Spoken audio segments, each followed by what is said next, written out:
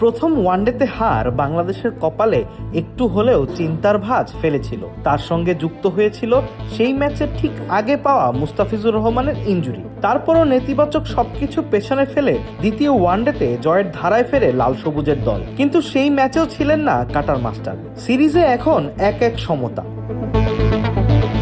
নিউজিল্যান্ডের বিপক্ষে সিরিজ জয়ের মিশনে শান্ত মিরাজরা এখন চট্টগ্রামে। আর সিরিজ জয়ের মিশনে নামার আগে মুস্তাফিজুর রহমানকে নিয়ে ইতিবাচক খবরই রয়েছে টিম ম্যানেজমেন্টের কাছে। সিরিজের প্রথম ওয়ানডে শুরুর মিনিট 10 আগেও ফিট ছিলেন মুস্তাফিজ, কিন্তু টসের ঠিক আগ মুহূর্তে অধিনায়ক মিরাজের দিকে ছুটে যান হেড কোচ ফিল সিমন্স। মুস্তাফিজকে নিয়ে দুঃসংবাদটি মিরাজকে তিনি তখনই দেন। এরপরই বদলে যায় টিম লিস্ট। টাটা মাস্টারের জায়গায় একাদশে সুযোগ দেওয়া হয় শরীফুল ইসলামকে। পরবর্তীতে জানা যায় 20 এপ্রিল পর্যন্ত রিহ্যাব চলবে ফিজের। তবে আপাতত রিহ্যাব শেষ হয়েছে তার। শেষ ওয়ানডে ম্যাচে খেলতে প্রস্তুত আছেন তিনি।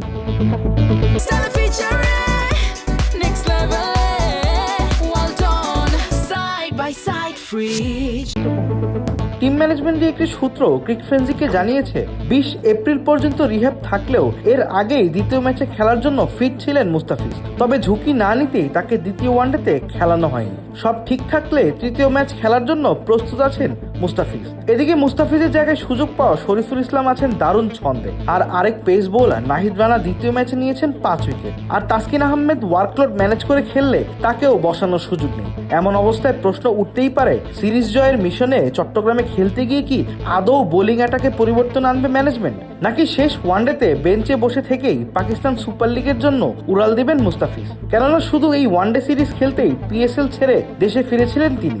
আর ওয়ানডে শেষেই আবার ধরবেন পাকিস্তানের বিমান।